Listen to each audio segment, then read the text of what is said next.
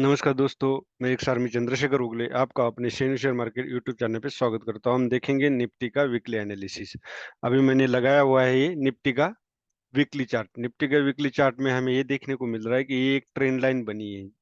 जब 2 पॉइंट अगर हम जोड़ते हैं तो एक ट्रेंड लाइन बनती है, और ये है असेंडिंग ट्रेंड लाइन, जिसको हम बोल सकते हैं डायनेमिक सपोर्ट। अब मार्केट जो है वो सपोर्ट के साथ ही चलता है और रेजिस्टेंस के साथ। तो ये जो सपोर्ट अगर इस लाइन का लिया है यहाँ पे, तो हो सकता है कि ये यहाँ से इस एरिया में इस लाइन को टच करने के लिए वो आएगा, लेकिन कहाँ पे आएगा ये पता नहीं है। अब अगर आप यहाँ देखोगे तो यहाँ पे भी 2 पॉइंट अगर हम जोड़ते हैं तो ये तीसरा पॉइंट भी यहाँ पे जुड़ गया है, तो यहाँ पे सपोर्ट लिया है। तो तीसरे पॉइंट में भी मार्केट 99% प्रोबेबिलिटी ब्रेक नहीं करता, उसका सपोर्ट लेके चलता है। तो यहाँ से भी सपोर्ट लेकर अपसाइड जाने की संभावना है। अब कैंडल में वीकली अगर आप देखोगे तो एक स्टार कैंडल बनी है। स्टार कैंडल का मीनिंग है इसमें बायर्स और सेलर्स दोनों ही बराबर के हैं। छोटी सी बॉडी होती है, दोनों साइड अप और डाउन साइड बड़ी वीक है। इसको लॉन्ग लेग डोजी भी बोल सकते हैं, और स्टार जिसको स्पाइनिंग टॉप भी बोल सकते हैं हम।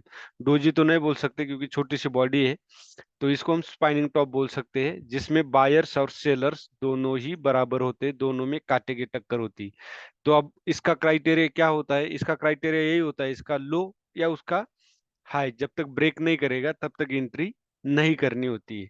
ये हो गया वीकली के लिए। तो अब जब इसका हाई है 19,766 का, वो ब्रेक करेगा तभी हम अपसाइड ट्रेड कर सकते हैं, और 19,490 का लो अगर ब्रेक करेगा तभी हम डाउन साइड इसमें ट्रेड करेंगे। ये हो गया हमारा वीकली एनालिसिस। और उसी के साथ हमारा निफ्टी और बैंक निफ्टी ने जो क्लोजिंग दिया है, निफ्टी ने दिया है 114 पॉइंट, मतलब 0.59%, और बैंक निफ्टी ने दिया है 283, मतलब 0.64%। तो बैंक निफ्टी निफ्टी से ज्यादा बुलिश नजर आई है।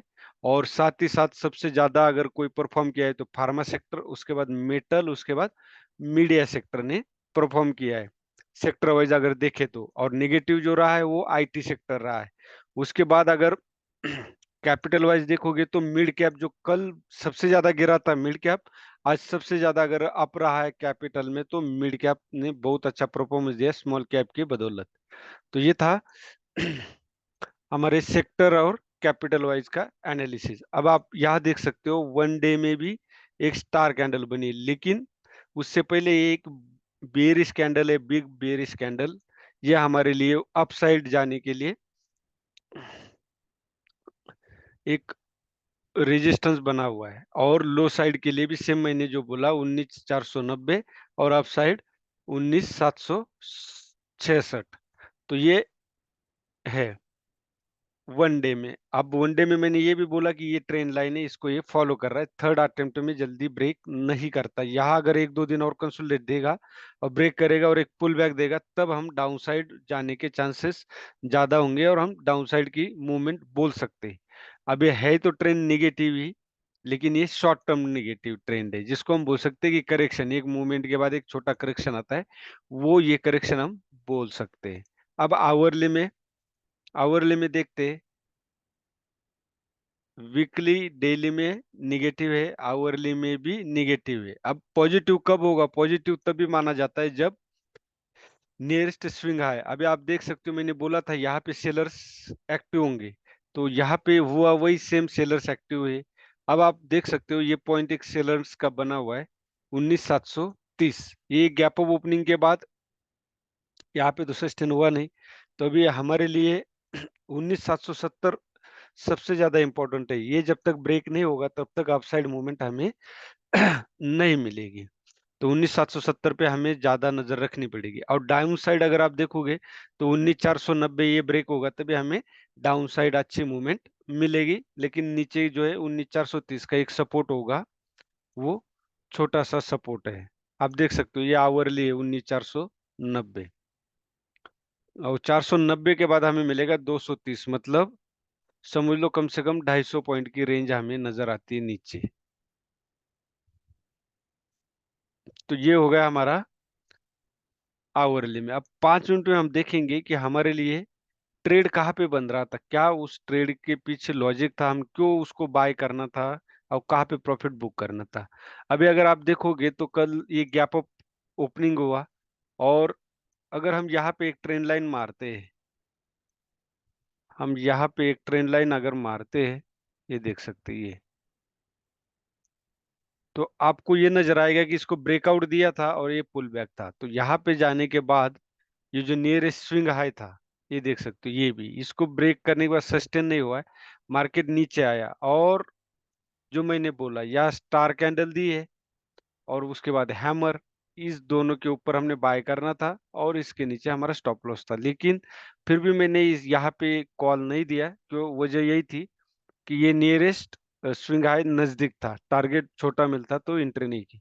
लेकिन उसके बाद ये जो कंसोलिडेट हुआ है, उसके बाद मैंने कॉल दिया था से वो करीब 82 या 83 रुपीज के लिए, और 77 का कुछ मैंने स्टॉप लॉस बताया था 73 का। उसके बाद वो कॉल 125 तक गया था यहाँ पे, आप देख सकते हो ये टारगेट था। और टारगेट भी आप देख सकते हो, यहाँ से अगर उठता है तो हमारा नियरेस्ट स्विंग ये वाला पॉइंट था हमारा टारगेट। बहुत बड़े टारगेट हमने लेने नहीं, ये वाला पॉइंट हमारा टारगेट था। उसके बाद फिर हमारा यहाँ पे कॉल बन रहा था, क्यों बन रहा था, यहाँ आप देख सकते हो ये सपोर्ट बना हुआ था, ये जो है बेस कैंडल।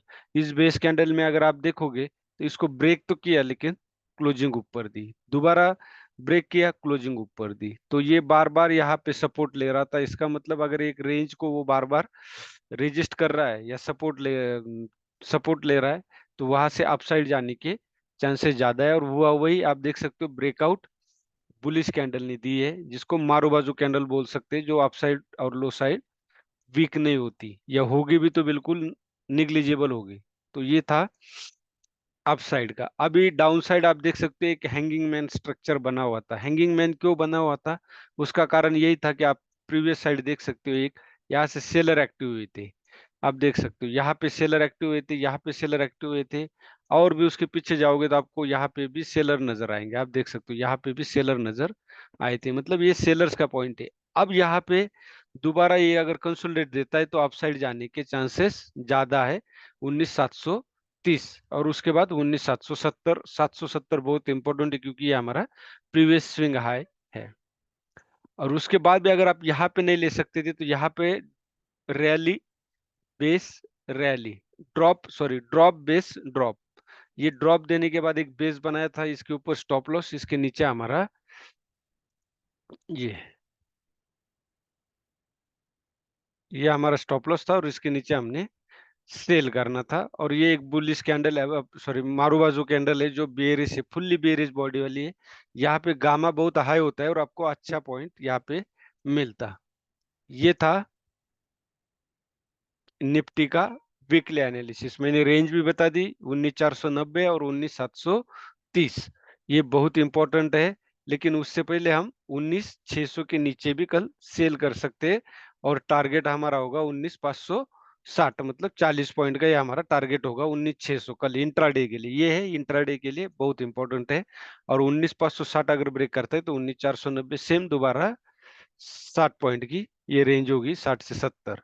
तो ये था हमारा निफ्टी का वीकली एनालिसिस। अगर आपको इसी तरह सीखना है तो मेरा Telegram channel CN share market नाम से, जो आप ज्वाइन कर सकते हो। और इस वीडियो को अगर आपको पसंद आया है तो आप इसको लाइक कीजिए, शेयर कीजिए और सब्सक्राइब कीजिए। धन्यवाद।